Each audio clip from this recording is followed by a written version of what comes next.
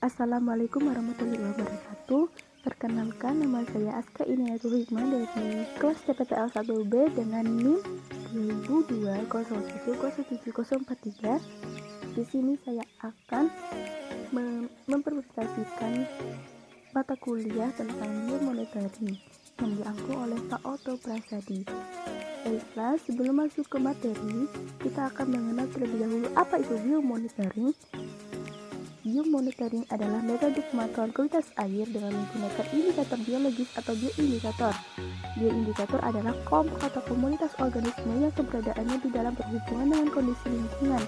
Apabila terjadi perubahan kualitas air, maka akan berpengaruh terhadap keberadaan dan perilaku organisme tersebut, sehingga dapat digunakan sebagai petunjuk kualitas lingkungan.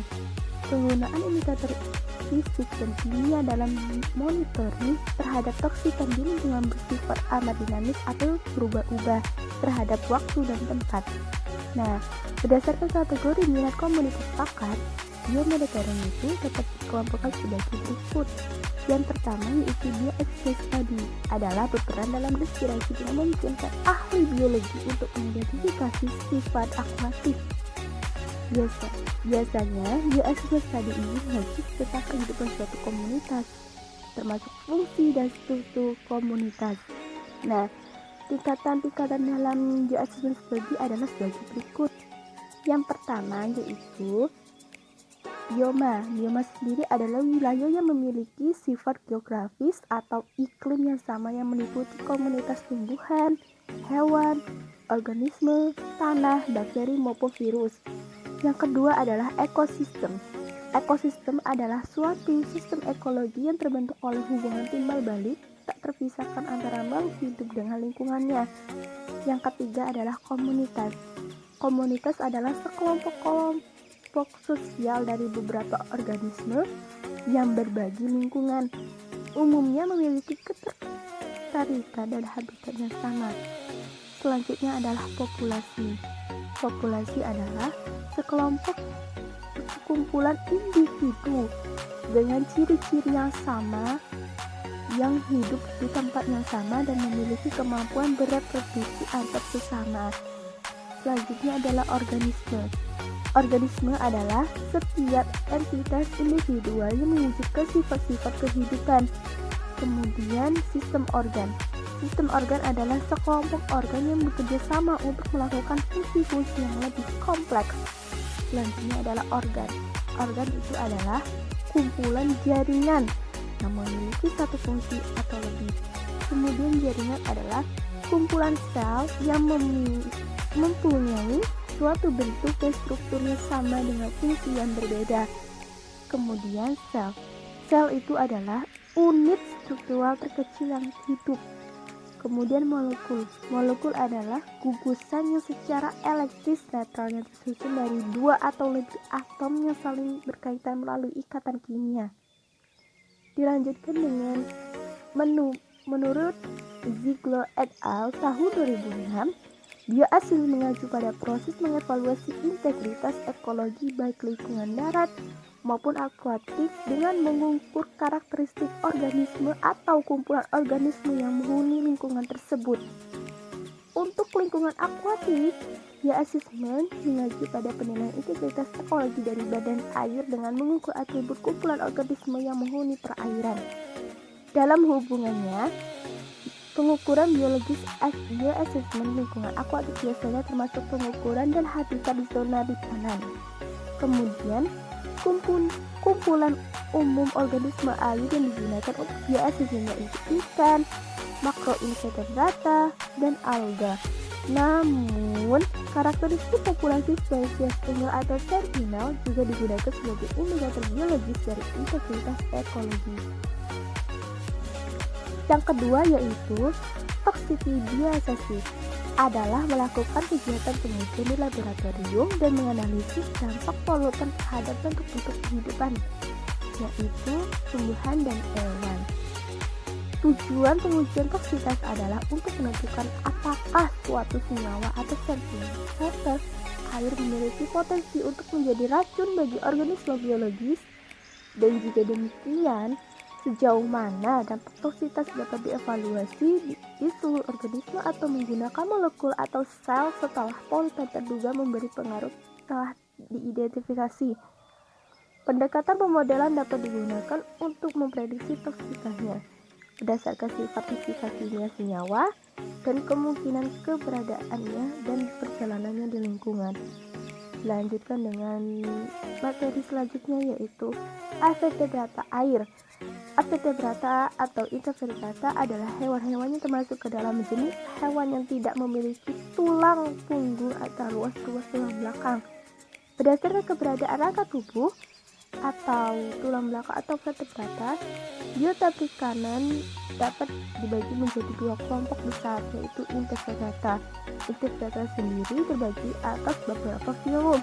Yang pertama yaitu filum Annelida, yang contohnya adalah cacing laut, lintah, dan cacing gelang. Yang kedua yaitu filum Arthropoda. Filum Arthropoda sendiri dapat dilihat sebagai gambar berikut, yaitu terdiri atas subfilum Trilobita, contohnya adalah Extill. Extill sendiri adalah hewan yang sudah punah dan kita tidak bisa melihatnya lagi. Yang kedua yaitu subfilum Unirama.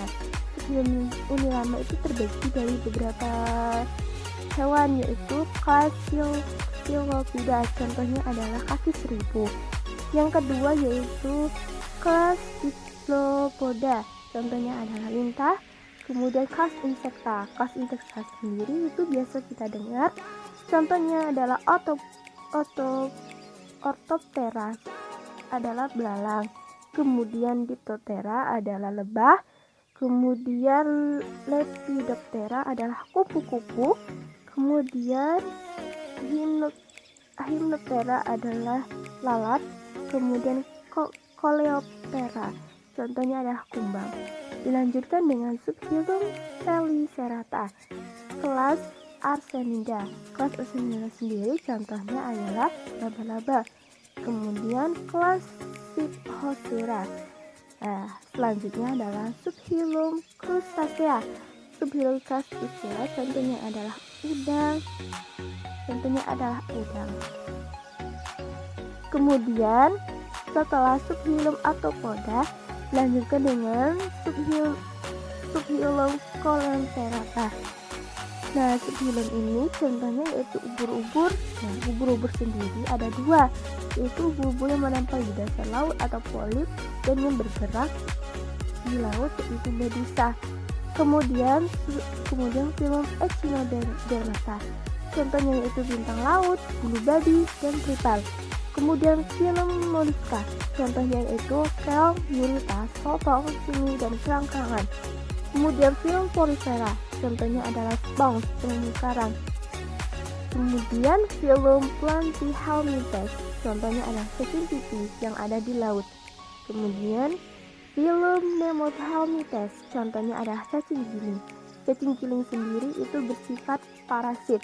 Itu biasanya terdapat di dalam tubuh manusia. Kemudian setelah invertebrata, kita lanjutkan dengan vertebrata. Hewan vertebrata itu terdiri atas beberapa kelas, yaitu kelas Chondrites, Osteichthyes, dan Agnatha. Kemudian dilanjutkan dengan kelas reptil. Kelas reptil sendiri contohnya yaitu ular yang kita sering ketahui. Kemudian Aves sendiri kayak sejenis burung-burung, contohnya adalah ayam, kemudian burung dara, dan lainnya. Dan contoh lainnya yaitu, dan selanjutnya adalah mamalia atau ternyata mamalia adalah hewan yang menyusui, contohnya adalah kanguru, kucing, dan lain-lain. Nah, perikanan berdasarkan sifat hidupnya itu terdiri atas beberapa, contohnya yaitu plankton. Plankton sendiri adalah organisme yang umumnya sangat kecil, hidupnya melayang-layang di dalam air. Sedangkan organisme ini sangat dipengaruhi oleh arus air dan dibedakan menjadi fitoplankton atau tumbuhan dan zooplankton adalah hewan. Kemudian plankton sendiri adalah organisme yang dapat bergerak bebas. Kemudian newton Neosen adalah organisme kecil yang bersandar atau berenang di permukaan air. Contohnya adalah serangga air. Kemudian perifiton. Perifiton adalah organisme yang menempel atau merajap pada organisme atau benda lain yang menyumbul di permukaan air. Contohnya adalah barnacle. Kemudian yang terakhir adalah bentos. Bentos adalah organisme yang hidup di dasar perairan. Materi selanjutnya yaitu ekosistem air, tawar, dan air laut. Sebelum itu kita harus mengenal terlebih dahulu apa itu ekosistem. Ekosistem sendiri adalah suatu sistem di alam di mana di dalamnya terjadi hubungan timbal balik antara organisme dengan organisme lainnya maupun dengan kondisi lingkungannya. Ekosistem sendiri itu terbagi dari komponen biotik dan abiotik. Yang pertama, komponen biotik. Komponen biotik adalah makhluk hidup. Lingkungan biotik suatu makhluk hidup adalah seluruh makhluk hidup, baik dari spesiesnya sendiri maupun dari spesies berbeda yang hidup di tempat yang sama. Tingkatan organismenya itu meliputi individu, populasi, komunitas, ekosistem, dan biosfer. Yang kedua yaitu komponen abiotik. Komponen abiotik adalah komponen tak hidup. Komponen abiotik merupakan komponen fisik dan kimia tempat makhluk hidup. Contoh komponen abiotik yaitu suhu, cahaya, air, kelembaban udara, garam mineral, dan tanah. Nah, selanjutnya itu ekosistem air tawar dikelompokkan menjadi dua, yaitu ekosistem air mengalir atau lautik, contohnya sungai. Yang kedua yaitu ekosistem air tenang atau lentik, contohnya yaitu rawa air tawar, rawa gambut, padang rumput, kolam, dan danau. Nah, danau sendiri itu dikelompokkan berdasarkan produksi materinya yaitu danau oligotropik, yaitu danau yang dalam dan kekurangan makanan karena kepanjang daerah limnatik tidak produktif. Ciri-cirinya yaitu airnya sangat jernih, dihuni oleh sedikit organisme, dan di dasar air banyak terdapat oksigen sepanjang tahun. Yang kedua yaitu danau eutropik. Danau eutropik adalah danau yang dangkal dan kaya akan makanan kandungan karena fitoplanktonnya sangat produktif. Ciri-cirinya yaitu airnya keruh, terdapat macam-macam organisme, dan oksigen berada di daerah profundal. Ekosistem danau dan kolam terdiri dari 4 wilayah horizontal, yaitu daerah litoral. Daerah litoral sendiri yaitu daerah yang dangkal, sehingga cahaya matahari dapat menembus dengan optimal. Airnya hangat berdampingan dengan tepi. Tumbuhannya merupakan tumbuhan air yang berakar dan daunnya mencuat ke permukaan air. Yang kedua yaitu daerah limnetik. Daerah limnetik merupakan daerah bebas air yang jauh dari tepi dan masih dapat ditembus oleh sinar matahari. Daerah ini dihuni oleh berbagai fitoplankton, termasuk ganggang dan cyanobacteria. Yang ketiga yaitu daerah profundal. Daerah profundal merupakan daerah yang dalam, yaitu daerah afotik danau. Mikroba dan organisme lain menggunakan oksigen untuk respirasi seluler setelah mendekomposisi detritus yang jatuh di daerah limnetik. Daerah ini dihuni oleh mikroba dan cacing. Kemudian daerah bentik. Daerah bentik adalah daerah dasar danau, terdapat bentos dan sisa-sisa organisme mati. Selanjutnya, total air terbagi menjadi dua bagian, yaitu air laut dan air tawar. Namun persentase air laut sekitar 97,61%, sedangkan persentase air tawar hanya sekitar 2,39%. Air laut sendiri itu terbagi lagi menjadi 3, yaitu air tawar sekitar 79%, air tanah sekitar 20%, dan air permukaan sekitar 1%. Air permukaan itu dibagi lagi menjadi beberapa bagian, yaitu air danau sekitar 52%, air sungai sekitar 1%, dan uap air sekitar 8%, kelembapan tanah sekitar 38%, dan air dalam makhluk hidup sekitar 1%. Green water adalah bagian dari air yang sesaat setelah permukaan bumi akan menguap dan kembali naik ke angkasa menjadi bagian dinamis dari daur hidrologi. Jumlahnya dapat mencapai hingga 65% dari seluruh kesediaan air. Blue water adalah sisa air yang menjadi bagian keseharian dari kehidupan manusia. Jumlahnya hanya mencapai 35%. Selanjutnya adalah ekosistem air laut. Ekosistem air laut itu sendiri dibagi menjadi 4, yaitu estuari atau muara. Cirinya yaitu mempunyai air yang dangkal sehingga dapat tertembus cahaya matahari dan tempat bersatunya sungai dengan laut.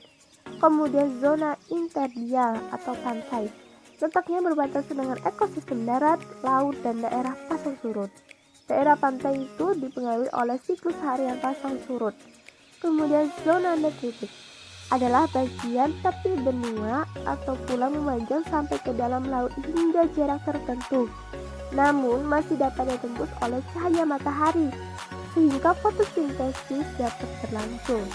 Kemudian zona laut terbuka atau oceanik adalah penetrasi cahaya hanya beberapa ratus meter saja. Habitat oceanik ditandai adanya salinitas atau kadar garam yang tinggi. Materi selanjutnya yaitu tentang biomarker. Biomarker adalah tanda-tanda terpapar, efek, atau kerentanan yang lebih awal tentang kemungkinan kondisi yang buruk. Secara sempit, biomarker didefinisikan sebagai respon biologis terhadap bahan kimia atau sekelompok agen kimia, tetapi keberadaan agen atau metaboliknya dalam tubuh tidak ditemukan. Sedangkan pengertian biomarker secara luas adalah penggunaan semua jenis parameter indikatif dan terdiri dari suborganisme, spesies bioindikator, spesies biomonitor, spesies sentinel, dan indikator ekologi. Contoh misalnya adalah keanekaragaman spesies. Biomarker sendiri diklasifikasikan menjadi 3 kategori, yaitu berdasarkan penggunaan atau konteks spesifik di mana uji tersebut digunakan. Nah, yang pertama adalah biomarker paparan atau biomarker of export, digunakan untuk memprediksi dosis yang diterima oleh individu dan dapat dikaitkan dengan perubahan yang menghasilkan status penyakit. Yang kedua adalah biomarker efek atau biomarker of effect, yaitu perubahan struktur dalam suatu organisme yang dapat dikaitkan dengan gangguan kesehatan atau penyakit yang potensial. Selanjutnya adalah biomarker kerentanan atau biomarker of susceptibility, adalah penandaan kemampuan untuk menanggapi tanggapan paparan bahan kimia secara negatif. Metallothionesis atau MTS, yaitu logam perak yang dapat beracun, kayak sintein, dan bersifat protein sitosolik. Tingkat konsentrasi MTS dapat berkorelasi dengan akumulasi fraksi ion logam beracun seperti tembaga atau kandium dalam jaringan hewan. Selanjutnya yaitu melonodialetide, yaitu produk peroksida lipid karena produksi oksiradikal yang berlebihan dalam sel setelah paparan kontaminan atau stres karena kondisi alam. Glikogen adalah bahan bakar untuk berbagai proses metabolisme dan fisiologis. Selanjutnya adalah acetylcholinesterase atau AC, adalah enzim yang penting untuk transmisi insulin saraf yang tepat. Kemudian matriks biologi. Biomaterial tersedia dalam berbagai jenis media biologi atau matriks seperti urin, darah, udara, air tidur, keringat, air mani, dan berbagai jenis jaringan. Matriks yang tepat tergantung pada jenis biomarker atau paparan efek, kerentanan, dan jenis kimia. Sampel biologis terpenting adalah urin, darah, dan terkadang udara yang dihembuskan. Selanjutnya adalah ekotoksikologi. Ekotoksikologi adalah disiplin yang relatif baru dan pertama kali didefinisikan oleh Rene Duhaut pada tahun 1969. Konsep ini mencoba menggabungkan dua istilah yang berbeda, yaitu ekologi dan toksikologi. Dalam toksikologi, organisme menetapkan batas penyelidikan. Eksotoksikologi bertujuan untuk menilai dampak bahan kimia tidak hanya pada individu, tetapi juga pada populasi dan keseluruhan ekosistem. Baiklah, sekian materi singkat tentang biomonitoring. Terima kasih atas perhatiannya. Mohon maaf apabila terdapat salah kata. Sekian, terima kasih. Wassalamualaikum warahmatullahi wabarakatuh.